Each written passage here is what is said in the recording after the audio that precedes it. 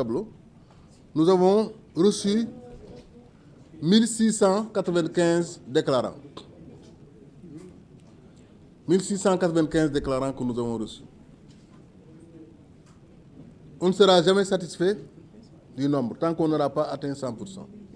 Mais il faut quand même remarquer qu'on a fait un bond très important. Je vous ai dit qu'on avait une moyenne de 10 dépôts par mois. Mais rien que pour le mois de juillet, on a reçu, comme vous le voyez au tableau, plus de 800 déclarations. Rien que pour le mois de juillet seulement, nous avons reçu plus de 800 déclarations. Alors que nous avions une moyenne de 10 déclarants par mois. Pour vous dire qu'on est au mois d'août, ça continue. Si la tendance persiste, je pense qu'on peut aller vers 95 ou 90% d'ici la fin de l'année. Et ça me permet de répondre à la deuxième question, parce que je me dis que peut-être la réticence de certains assujettis, c'est l'ignorance des sanctions. Les sanctions, à mon avis, sont très sévères. La première sanction, c'est une retenue sur salaire du quart du salaire pour l'assujetti défaillant. La deuxième sanction, on a l'obligation, nous, OFNAC, d'écrire à l'autorité de nomination de chaque agent défaillant pour lui dire qu'il n'a pas déclaré, pour que cette autorité-là procède à son remplacement d'office. Ça, c'est la loi qui dit. Mais également, troisième sanction, tout assujetti défaillant peut être interdit d'exercer dans le futur tout emploi public. Et quatrième sanction, c'est des peines d'emprisonnement allant de 6 mois à 4 ans pour une infraction constatée de refus de déclarer son patrimoine. Donc je pense que c'est assez de sanctions qu'un assujetti vraiment n'espère pas, vraiment ne voudrait pas encourir par le simple fait de refuser de déclarer son patrimoine. Maintenant, pour le nombre total d'assujettis répertoriés, qui est évolutif, hein, je vous ai dit ici qu'il y a dans certaines listes, il y a des gens qui sont mis alors qu'ils ne devaient pas être assujettis. C'est une incompréhension de l'annexe 2 de la loi de 2025. Dans les listes également, il y a des gens qui n'ont pas été mis.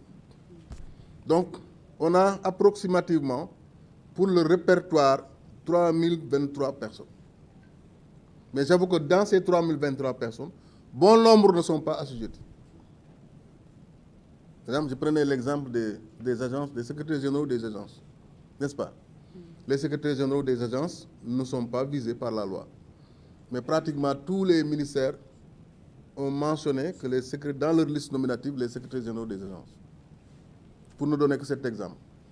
Donc, sur le nombre total répertorié, c'est un chiffre qui est vraiment provisoire. Il manque les maires aussi. Il manque aussi la liste des maires qui n'est pas encore parvenue. Parce que les maires ne sont plus gérés par le ministère de l'Intérieur, mais par les ministères en charge des collectivités territoriales. Nous avions fait des relances et nous espérons qu'au sortir de cet exercice, le responsable, en tout cas le directeur en charge des collectivités territoriales, va nous faire parvenir la liste des maires. Mais il y a des maires qui ont déclaré leur patrimoine. Il y a quand même des maires qui ont sacrifié à leur obligation de déclaration de patrimoine. Donc, on retient que total de déclaration d'entrée, 3023. Recensé. 3023. Entrée. C'est l'entrée, 56%. C'est assujetti. Assujetti. Ici, on a entrée 56%. 1695 personnes, 56%. Nombre total de déclaration d'entrée en attente, 1328, 44%. Comme vous le voyez au tableau.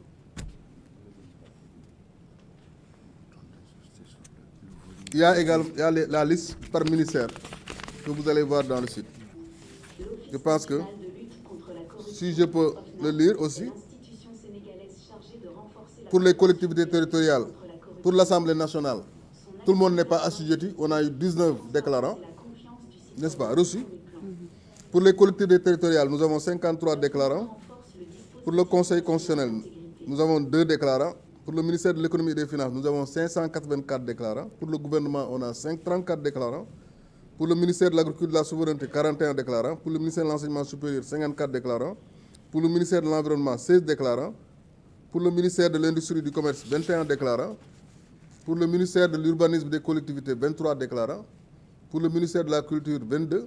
Pour le ministère de la Famille, 23. Fonction publique, 4. Jeunesse sport, 12. Justice, 124. Microfinance, 8. Santé, hygiène, 75. Éducation nationale, 27. Emploi, formation, 17. Hydraulique, 23. Intégration africaine, 7. Intérieur, 75. Forces armées, 155. Infrastructure, 26. Pêche, 16. Transport, 26. Mines et géologie, 6. Énergie, pétrole, 28. Communication, relations avec les institutions, 7. Télécom, 7. Présidence de la République, 150. Voilà la liste par ministère qu'on a reçue. Et le total est affiché au niveau du tableau. Et tout est dans le site. Merci, Monsieur le Président. À présent, nous allons passer à la seconde question pour les journalistes.